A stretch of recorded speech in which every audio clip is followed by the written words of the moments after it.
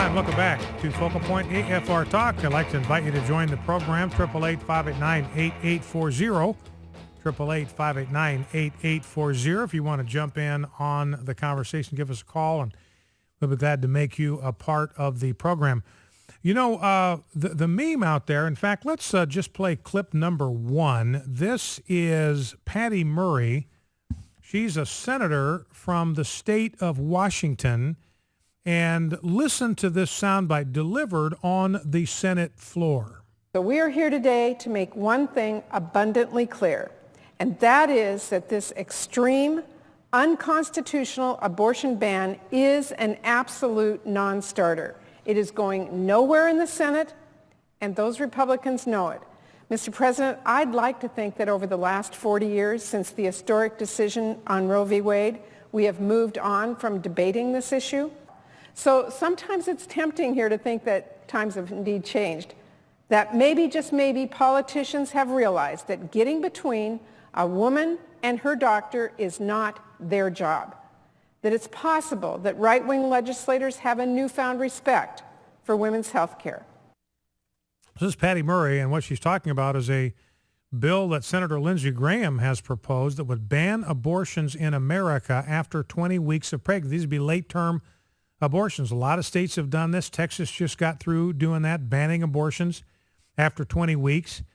And, I mean, we should ban abortion from the moment of conception. I mean, because that's a human life at the moment of conception. But there are very good reasons, completely apart from that, if you're going to allow for abortion restrictions, 20 weeks is a pretty good place to do it, because after 20 weeks, we know that an unborn baby can feel pain. So these are often identified as fetal pain bills because they will protect the child from fetal pain. Their receptors are fully developed at 20 weeks. In fact, there's some evidence that they experience actually more intense pain than a fully formed baby does because of the way the receptors haven't been connected and so forth. I don't know all the details on that. I just know that the possibility is there biologically that a 20-week-old baby in the womb may experience more intense pain even than a baby at a later stage of development or even a newborn. So very, very good reasons to protect the life of unborn babies at every stage, but obviously at 20 weeks of development. And yet Patty Murray wants to believe that that is an extreme view. She says the people that are the extremists here are the people that want to protect unborn babies whom we know can feel pain from being torn limb from limb in the womb of their mothers. 888-589-8840, a number to call. I'm looking at a story here that from Esquire magazine, and I'll take just a minute to set this up, and then we'll go to the phones. Esquire did reveal the results of a new poll, which they say is to identify the new American center. Their explanatory article that sets up this polling data indicates that that's really what they were about. They were trying to find out, where is the center of America's public life? What is it that most Americans believe? This was the objective, they say, what most Americans actually believe. That's what they refer to as the center.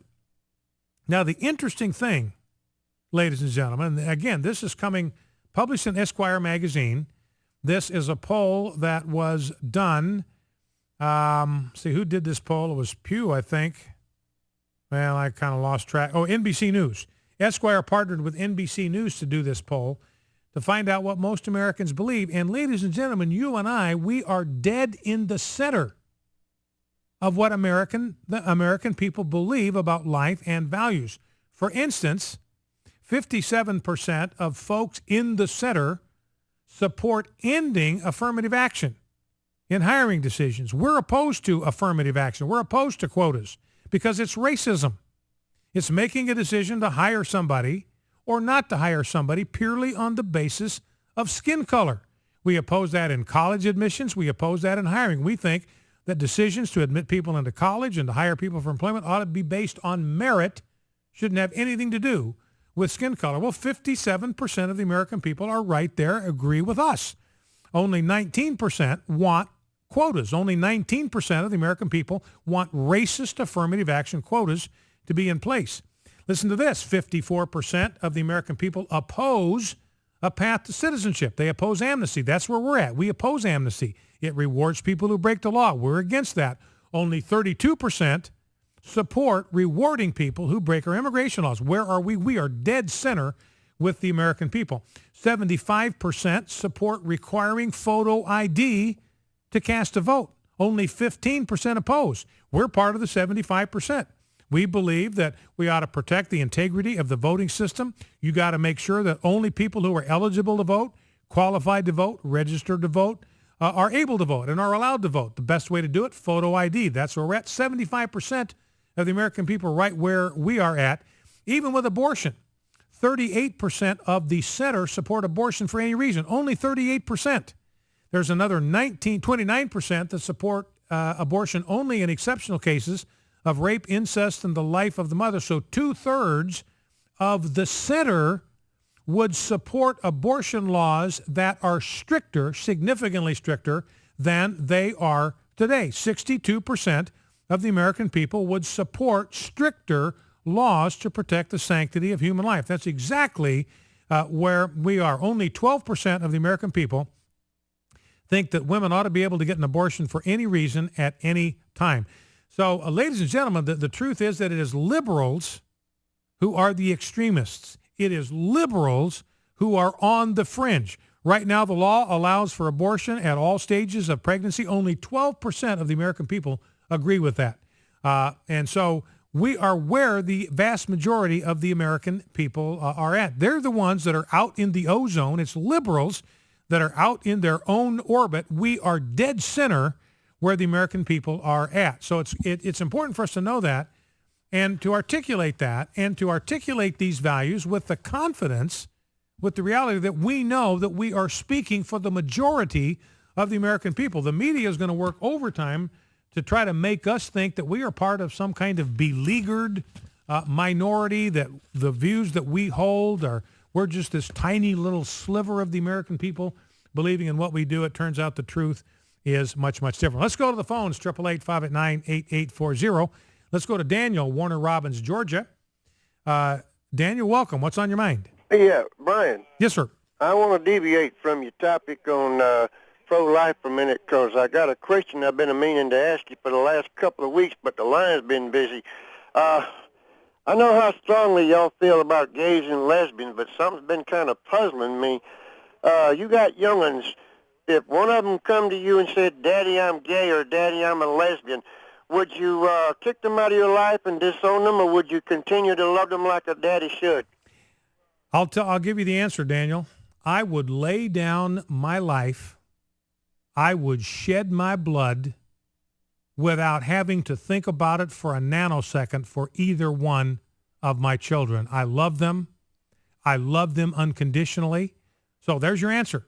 I wouldn't throw them out of my life. I wouldn't kick them out of my life. I love them because they are my son, my daughter. Love them unconditionally. Now, Dan, you got to understand, I'm a parent. I've raised 2 kids to adulthood.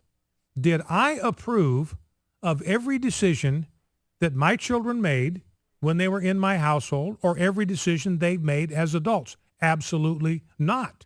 Did I talk to them about some of those decisions that I thought were self-destructive? Absolutely. Did I appeal to them to make different and better decisions? Absolutely. Did I ever, for one moment of time, stop loving them unconditionally? Absolutely not.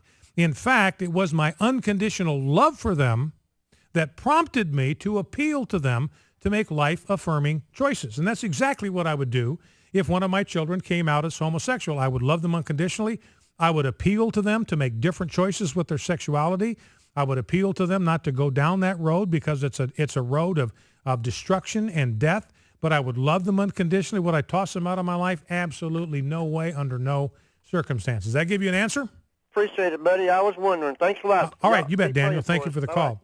All right, let's go to Timothy, Oklahoma City, Oklahoma. Timothy, welcome. What's on your mind? Yeah, I had a question, or actually a comment. There are a lot of Christians out there that are having the problem with homosexuality that actually support what you guys stand for. They're against gay marriage. They're against those things, even though they do have that problem. But there's also a lot of people, I haven't heard it mentioned at all on any of the programs, that struggle with like a Craigslist addiction with that. And I've talked to some Christians that are struggling with that. They spend most of their time on the personals, on Craigslist, hooking up with guys, and they're wanting to know if there's any kind of program that can help them get off of that. Well, you know, it is interesting, and we're seeing more of that, Timothy. You're exactly right. I mean, it's just generally sort of a case of internet addiction that's getting a lot more discussion. You know, it's an addictive behavior like anything else. There can be an addiction to social media, Facebook and Twitter. So, you know, we can be addicted to all sorts of self-destructive behaviors. And there's nothing wrong, you know, with Craigslist by itself. There's nothing wrong with Twitter, nothing wrong with Facebook by themselves. It's the extremes. And it's when, in the case of Craigslist, you might use that for purposes that are dishonoring to God. That's a problem. So, you know, we haven't talked about it much on this program. I did one interview. We had an article that was written by one of our journalist interns with the AFA Journal this summer, and he wrote a piece specifically on that topic of internet addiction. So we know it's a problem. We believe that Jesus Christ has the answer to that problem, that in Jesus Christ there's the capacity to say no to addictive behaviors, to overcome them. We are more than conquerors in Jesus Christ. And I'm guessing, as the last caller suggested, it may be time to divert more of the resources of the church, just as we provide help for those that are addicted to substance abuse or to alcohol or to pornography. It may be time to develop small groups that work on kicking people loose from their addiction to the internet. Focal Point, AFR Talk. We'll be back after the news. Stay with us.